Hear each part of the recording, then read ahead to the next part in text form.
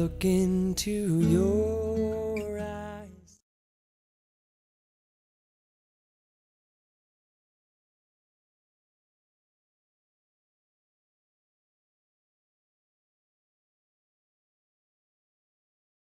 Hester, come hither. Come, my little pearl.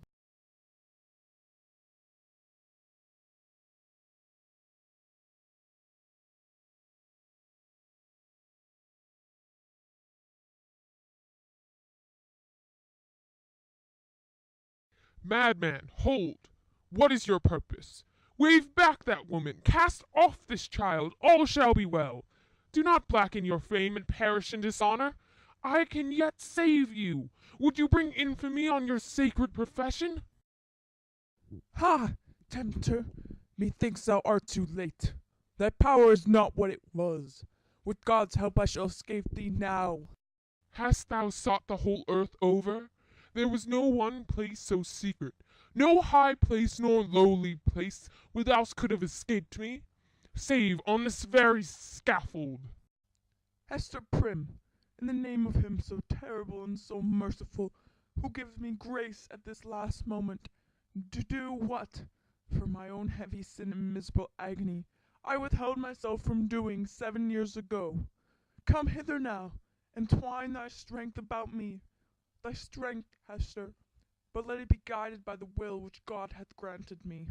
This wretched and wronged old man is opposing it with all his might, with all his own might and the fiend's. Come, Hester, come, support me up yonder scaffold. Thanks be to him who hath led me hither. It is not this better than what we have dreamed of in the forest? I know not. I know not. Better? Yeah, so we may both die, and little Pearl die with us. For thee and Pearl, be it as God shall order, and God is merciful. Let me now do the will which he hath made plain before my sight. For Hester, I am a dying man, so let me make haste to take my shame upon me. People of New England, ye that have loved me, ye that have deemed me holy, behold me here, the one sinner of the world. At last, I stand upon the spot where 7 years since I should have stood, here with this woman, whose arms, more than the little strength wherewith I have crept hitherward, sustains me at this dreadful moment from grovelling down upon my face. Lo, the scarlet letter which Hester wears. Ye have all shuddered at it. Wherever her walk hath been, wherever so miserably burdened she may have hoped to find repose, it hath cast a lurid gleam of awe and horrible repentance around her. But there stood one in the midst of you, at whose brand of sin and infamy yet have not shuddered. It was on him. God's eye beheld it. The angels were forever pointing at it. The devil knew it well, and fretted it continually with the touch of his burning finger. But he hid it cunningly from men, and walked among you with the mind of a spirit, mournful, because so pure in a sinful world, and sad, because he missed his heavenly kindred. Now at the hour of death he stands up before you. He bids you look again at Hester's scarlet letter. He tells you that with all this mysterious horror it is but the shadow of what he bears on his own breast, and that even this, his own red stigma, is no more than type of what he has seared his inmost heart. Stand any here that question God's judgment on a sinner?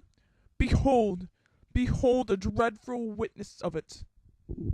Hester, farewell. Shall we not meet again? Shall we not spend our immortal life together? Surely, surely we have ransomed one another with all this woe. Thou lookest far into eternity with those bright dying eyes. Then tell me what thou seest. Hush, Hester, hush. The law we broke, the sin here so awfully revealed, let these alone be in thy thoughts. I fear it may be that when we forgot our God, when we violated our reverence each other for the other's soul, it was thenceforth vain to hope that we could meet hereafter, in the everlasting and pure reunion. God knows, and he is merciful. He hath proved his mercy most of all in my afflictions, by giving me this burning torture to bear upon my breast, by sending yonder dark and terrible old man to keep the torture always at red-hot heat, by bringing me hither to die this death of triumph ignominy before the people. Had either of these agonies been wanting, I had been lost for ever. Praised be his name. His will be done. Farewell.